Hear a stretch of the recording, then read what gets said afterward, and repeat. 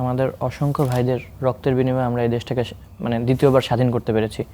এবং এখন আমরা কিন্তু আসলে ব্যক্তি শেখ হাসিনার পতন এটা কিন্তু আমাদের আলটিমেট গোল ছিল না। আমাদের আলটিমেট গোল ছিল হচ্ছে গিয়ে এই পুরো সিস্টেমটা, যে সিস্টেমটা এতদিন ধরে এই দেশের মানুষকে একটা মানে স্টিম রোলারের মধ্যে রাখছিল, সেই সিস্টেমটার পরিবর্তন, এটা ছিল আমাদের আলটিমেট গোল। এই রাষ্ট্রটাকে নতুনভাবে নির্মাণ করা। এবং ইউনূস স্যার যখন আসলেন দেশে, উনিও কিন্তু এই কথাটা বলেছিলেন যে তোমরা এখন এই নতুন দেশটাকে পেয়েছো, তোমরা চাইলে এটাকে নতুনভাবে গড়তে পারো, তোমরা চাইলে এটাকে পুরো পাল্টে ফেলতে পারো। এবং আমরা সেই জিনিসটা চাচ্ছি। আমাদের কিন্তু এখনও সংগ্রাম শেষ হয়ে যায়নি, আমরা সংগ্রামের একটা প্রাথমিক পর্যায়ে শেষ করে এসেছি।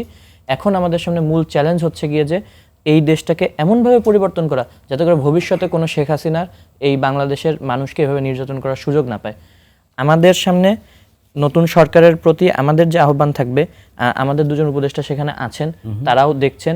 এবং আমরা বৈষম্য বিরোধী ছাত্র আন্দোলন কিন্তু সরকারের একটা ওয়াচডগ হিসেবে, প্রেশার গ্রুপ হিসেবে আমরা কিন্তু রাস্তায় আছি।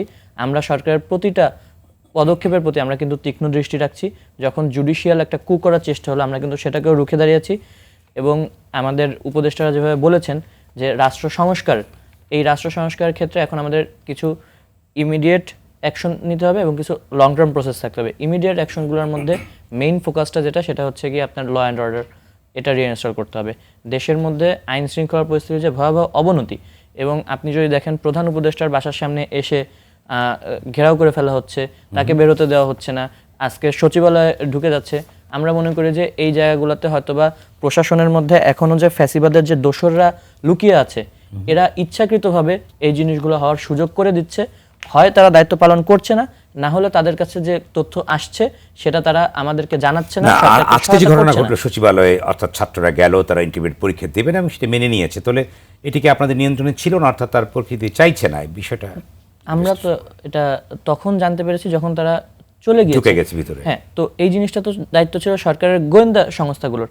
আমরা যখন আন্দোলন করেছি, হ্যাঁ, আমাদেরকে না হোক অন্ততপক্ষে সরকারকে বা সেই ধরনের প্রিভেন্টিভ অ্যাকশন নেওয়া।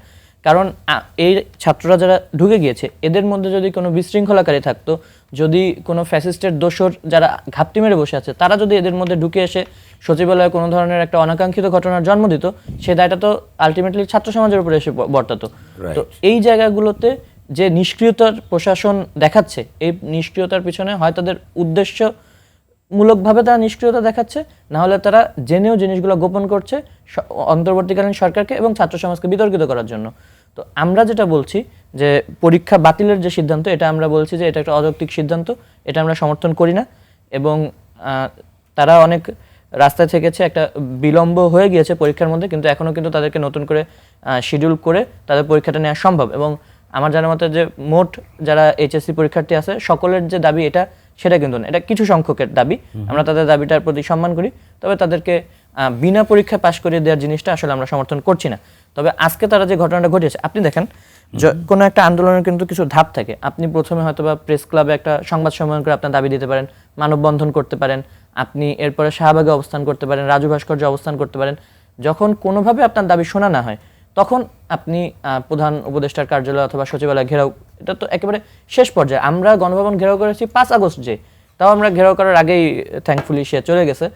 বাট তার আগে পর্যন্ত আমরা যদি শাহবাগেও আসতাম, তাও কত গোয়েন্দারা আমাদের ভিতরে থাকতো, কত পুলিশ সেখানে তৎপর থাকতো, আমাদেরকে দাঁড়াতে দেওয়া হতো না।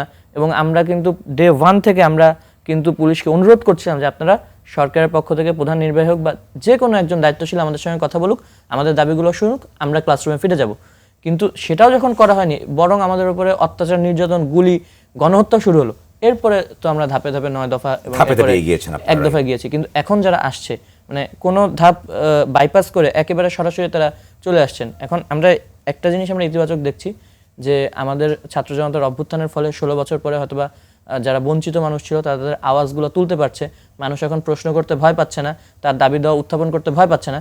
কিন্তু যেভাবে জিনিসগুলো করা হচ্ছে, এর পিছনে যে নেহাতি বঞ্চিত মানুষজনের আবেগ কাজ করছে, আমরা এটা মনে করি না। আমরা মনে করি এর পিছনে কোনো সংঘবদ্ধ মানে ফ্যাসিজমের যারা দোসর, এদের কোনো ষড়যন্ত্র এর পিছনে থাকতে পারে। এজন্য আমাদের অনুরোধ থাকবে, যারা বিভিন্ন দাবি দেওয়া নিয়ে আসছেন, আপনারা অন্ততপক্ষে সরকারকে কিছুটা সময় দিন সব কিছু গুছিয়ে ওঠার, এবং আপনাদের প্রতিটা যৌক্তিক দাবি মেনে নেওয়ার জন্য আমরাও সরকারের প্রতি আহ্বান জানাই।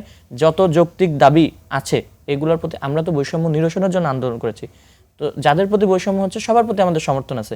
কিন্তু যেভাবে করে দাবি আদায়ের মানে একটা মব জাস্টিসের চেষ্টা হচ্ছে, আজকে আমার অমুককে পছন্দ হলো না, আমি যে ঘেরাও করলাম পদত্যাগের দাবিতে, এইভাবে করে তো আসলে জিনিসগুলো হয় না। এবং এই জিনিসগুলো নিয়ন্ত্রণে আনার জন্য আমার দরকার হচ্ছে আইন শৃঙ্খলা ব্যবস্থা দেশে ফিরিয়ে আনা।